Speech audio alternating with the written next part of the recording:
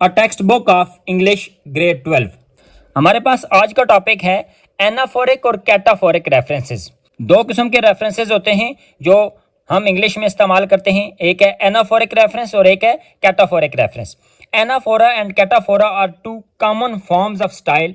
Anaphora और cataphora ये style की दो फॉर्म्स हैं जो आमतौर पर इस्तेमाल होती हैं।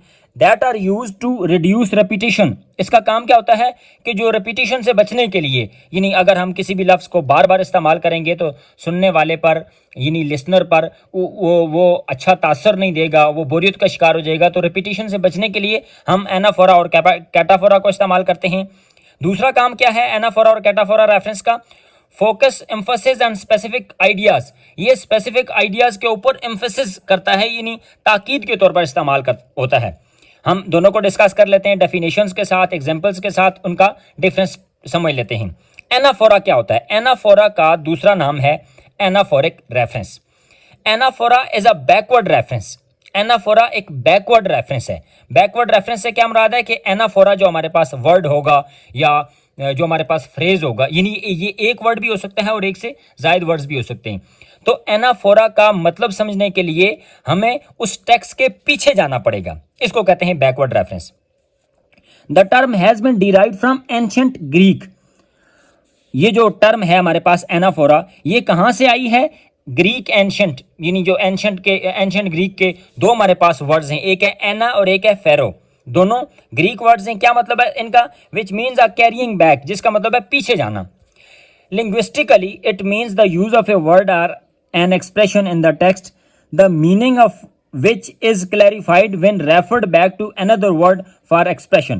इसका क्या मतलब है कि हमारे पास जो भी लफ्ज होगा उसका मतलब समझने के लिए हमें रेफर्ड बैक यानी पीछे जाना पड़ेगा। जिस लफ्ज के मतलब को समझने के लिए या जिसकी डिटेल्स को मालूम करने के लिए हम रेफर बैक हुए हैं, उस वर्ड को तो हम कहेंगे एनाफोरा। लेकिन वो जो पीछे जिस लफ्ज की तरफ हमने रेफर बैक किया है उसको हम कहेंगे antecedent. Used earlier in the text, वो टेक्स्ट में पहले इस्तेमाल हुआ होगा। फॉर एग्जाम्पल, मिसाल के तौर पर, I met Alina in the welcome party. मैं वेलकम पार्टी में अलीना से मिला। शी लुक्ड रियली ऑफुल, वो बहुत अच्छी दिखाई नहीं दे रही थी, वो कुछ उदास थकी थकी दिखाई दे रही थी। ऑफुल का मतलब होता है थकी थकी, अनवेल। तो यहां पर देखें ये जो शी प्रोनाउन इस्तेमाल हुआ है, ये शी है। एनाफोरा हमने बताना है कि ये शी किसके लिए इस्तेमाल हुआ है, तो उसके लिए हमें पीछे जाना पड़ेगा। तो पीछे हमने देखा कि ये अलीना के लिए इस्तेमाल हुआ है, तो इसका मतलब है कि शी हो गया एनाफोरा या एनाफोरिक रेफरेंस और अलीना हो गई एंटीसीडेंट। दूसरा है हमारे पास Nazish dropped the glass. Nazish ने जो ग्लास है वो गिरा दिया। इट शैटर्ड इनटू फ्रेगमेंट्स, ये टुकड़े टुकड़े हो गया, यानी ये पाश हो गया, छोटे छोटे उसके टुकड़े टुकड़े बन गए। अब देखें यहां पर हमारे पास जो ये प्रोनाउन हमने इस्तेमाल किया इट, ये प्रोनाउन है हमारे पास एनाफोरा और ये इट किसके लिए इस्तेमाल हुआ है? ये ग्लास के लिए इस्तेमाल हुआ है। तो इट हो गया एनाफोरा और ग्लास हो गया एंटीसीडेंट। एक और हमारे पास एग्जांपल है, if Haris buys a new cell phone. अगर हारिस एक नया मोबाइल खरीदता है, Abdullah will do as well, तो अब्दुल्ला भी ऐसा ही करेगा। अब अब्दुल्ला भी ऐसा ही करेगा, डू इट। अब देखें पहले हमने कहा कि ये शी एक वर्ड था, यहां पर इट भी एक वर्ड था, यानी एनाफोरा में ये एक वर्ड था। अब यहां डू इट, ये एक से ज्यादा वर्ड हो गए, यानी फ्रेज आ गया। तो ये जो हमारे पास फ्रेज है डू इट, ये किसकी जगह इस्तेमाल होगा? यानी Abdullah will do as well, Abdullah भी ऐसा ही करेगा। अब्दुल्ला कैसा करेगा? जैसा हारिस ने किया। और हारिस ने क्या किया? Buys a new cell phone.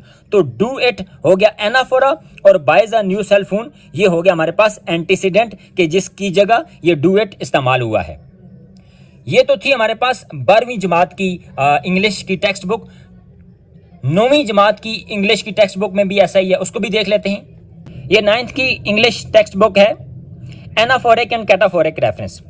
Anaphoric reference means that a word in a text refers back to other ideas in the text for its meaning. इसका भी वही मतलब है कि एनाफोरिक रेफरेंस एक ऐसा रेफरेंस होता है कि किसी भी वर्ड का मतलब समझने के लिए हमें रेफर बैक होना पड़ता है, पीछे देखना पड़ता है। हम एग्जाम्पल देख लेते हैं जो यहाँ बुक में दी हुई है। ये देखिए हमारे पास एग्जाम्पल है, I went outside with Jamila on Sunday. मैं इतवार वाले दिन जमीला के साथ बाहर गया। शी लुक्ड कंफ्यूज, वो कंफ्यूज नजर आ रही थी। अब देखें ये जो शी प्रोनाउन इस्तेमाल हुआ है ये है हमारे पास एनाफोरिक रेफरेंस या एनाफोरा। अब ये शी किसके लिए इस्तेमाल हुआ है, किसकी जगह इस्तेमाल हुआ है, या शी से मुराद कौन सी औरत है, इसके लिए हमें रेफर बैक करना पड़ेगा, पीछे देखना पड़ेगा। और पीछे जब हम गए तो हमें पता चला कि ये जमीला के लिए इस्तेमाल हुआ है, तो इसका मतलब है कि शी है एनाफोरिक रेफरेंस, और ये जमीला के लिए इस्तेमाल हुआ है तो जमीला हो गया एंटीसीडेंट। दोबारा हम 12 की इंग्लिश बुक की तरफ आते हैं। कैटाफोरा हम देखते हैं, कैटाफोरा को कैटाफोरिक रेफरेंस भी कहा जाता है। It is the converse of anaphora, ये एनाफोरा का मुतजाद है, उलट है। It is a backward reference, यहां किताब में लिखा हुआ है it is a backward reference, लेकिन ये गलत है क्योंकि हमने ऊपर पढ़ा था कि देखें anaphora is a backward reference, anaphora backward reference होता है। तो फिर जो कैटाफोरिक है जो इसका उलट है, तो इसका मतलब है कि ये बैकवर्ड रेफरेंस नहीं है बल्कि ये फॉरवर्ड रेफरेंस है। यानी इसमें हमें किसी भी लफ्ज का या किसी भी फ्रेज का मतलब देखने के लिए आगे जुमले के जाना पड़ेगा, आगे देखना पड़ेगा, फॉरवर्ड देखना पड़ेगा। The term has been derived from the ancient Greek, जैसे एनाफोरा की टर्म एंशिएंट ग्रीक से आई थी, इसी तरह कैटाफोरा की टर्म भी एंशिएंट ग्रीक से आई है। कौन कौन से दो वर्ड से, कैटा और फेरो।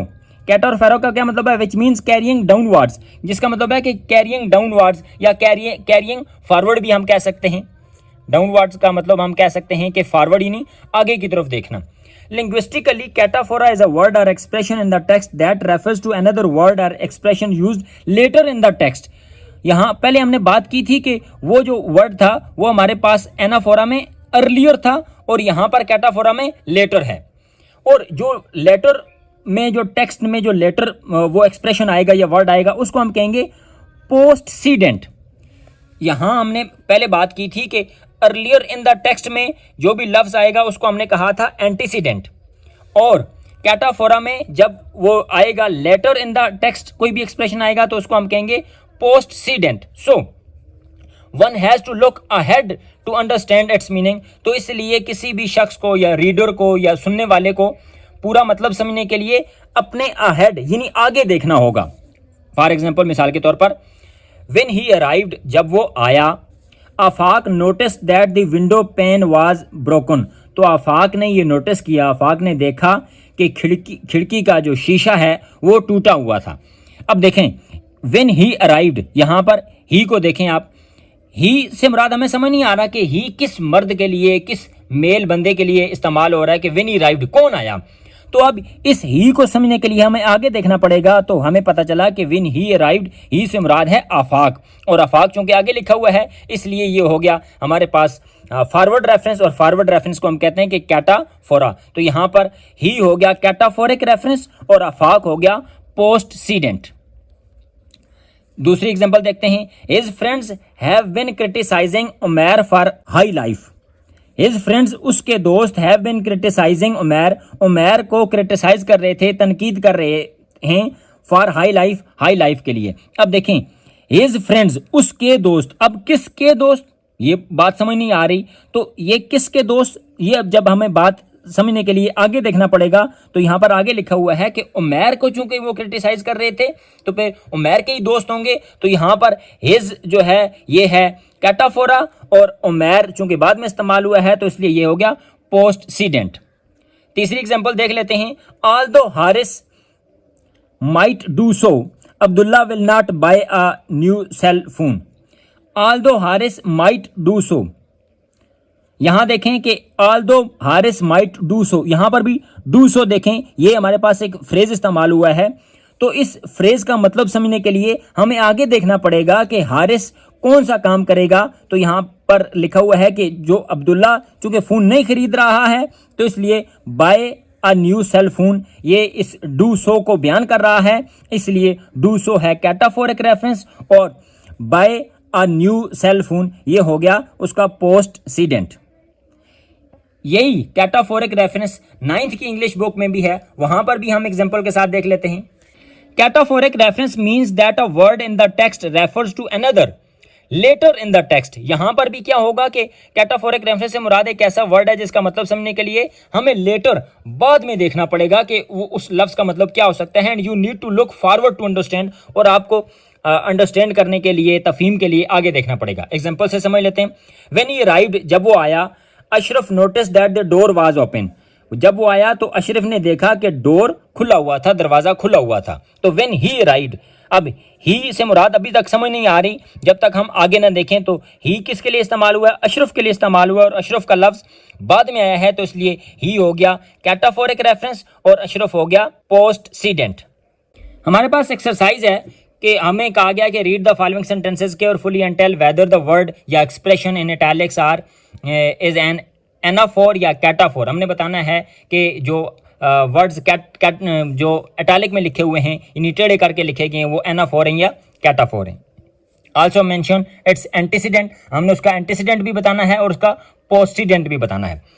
Hurain and her parents visited Dubai last year. Hurain और उसके वलदैन लास्ट ईयर इन पिछले साल दुबई गए। They had such a great time together, तो उन्होंने वहाँ खूब मज़े किए, बेहतरीन वक्त उन्होंने गुजारा। अब देखें यहाँ पर हमारे पास जो इटैलिक में वर्ड है टेढ़ा करके लिखा गया है, तिरछा करके दे है, तो हमने बताना है कि दे ये एनाफोरिक है, ये कैटाफोरिक है। अब देखें they had such a great time, उन्होंने बहुत अच्छा वक्त गुजारा। तो किन्होंने वक्त गुजारा? अब इसके लिए हमें पीछे देखना पड़ेगा कि हुरैन एंड हर पेरेंट्स, तो दे हो गया एनाफोर और हुरैन एंड हर पेरेंट्स ये हो गया उसका antecedent. Hammad bought a new motor bike yesterday, Hammad ने कल ही एक नया मोटरसाइकिल खरीदा। He loves his new motor bike very much, वो अपने मोटरसाइकिल से बहुत मोहब्बत करता है। अब देखें यहाँ पर हमारे पास जो प्रोनाउन इस्तेमाल हुआ है ही, कौन अपने मोटरसाइकिल से मोहब्बत करता है? पीछे देखना पड़ेगा। तो हमाद मोहब्बत करता है तो ही हो गया एनाफोरिक रेफरेंस और हमाद हो गया antecedent. One day while he was washing clothes, एक दिन जब वो कपड़े धो रहा था। A big peach floated down the stream, तो एक बड़ा सा आड़ू तैरते तैरते नदी में आ गया। The old washerman took the peach home, तो जो बूढ़ा धोबी था वो आड़ू अपने घर ले गया। अब one day while he was washing clothes, एक दिन जब वो अपने कपड़े धो रहा था, कौन अपने कपड़े धो रहा था? इस वो को ही को समझने के लिए हमें आगे देखना पड़ेगा, जो कि है ओल्ड वॉशरमैन की जगह इस्तेमाल हुआ है, तो इसका मतलब है कि ही हो गया कैटाफोरा और ओल्ड वॉशरमैन हो गया postcedent. One morning a terrorist group attack the village, एक सुबह टेररिस्ट ने यानी दहशतगर्दों ने एक गांव के ऊपर हमला कर दिया। It stole all the villagers belongings and destroyed most of their houses, उन्होंने गांव वालों की सारी अशिया को चुरा लिया और जो उनके घर वगैरह थे उनको तबाह कर दिया। अब इट के बारे में हमने बताना है कि इट क्या है। तो देखें अब it stole all the villagers belongings, उन्होंने गांव वालों की सारी चीज़ों को चुरा लिया। किसने चुरा लिया भाई? उस ग्रुप ने, यानी टेररिस्ट ग्रुप ने। अ टेररिस्ट ग्रुप की जगह इट इस्तेमाल हुआ है, तो इसका मतलब है कि इट हो गया हमारे पास एनाफोरा और टेररिस्ट ग्रुप जो रेफरेंस बैक में हमें बता रहा है ये हो गया हमारे पास एंटीसीडेंट। आगे मजीद भी है, and destroyed most of their houses, और उनके घरों को उन्होंने तबाह कर दिया। उनके घरों को, किन के घरों को भाई? विलेजर्स के घरों को। यहां पर देयर के बारे में पूछा गया है, तो देयर हमारे पास है एनाफोरिक रेफरेंस और देयर किन की जगह इस्तेमाल हुआ है? विलेजर्स की जगह इस्तेमाल हुआ है, तो विलेजर्स हमारे पास हो गया एंटीसीडेंट।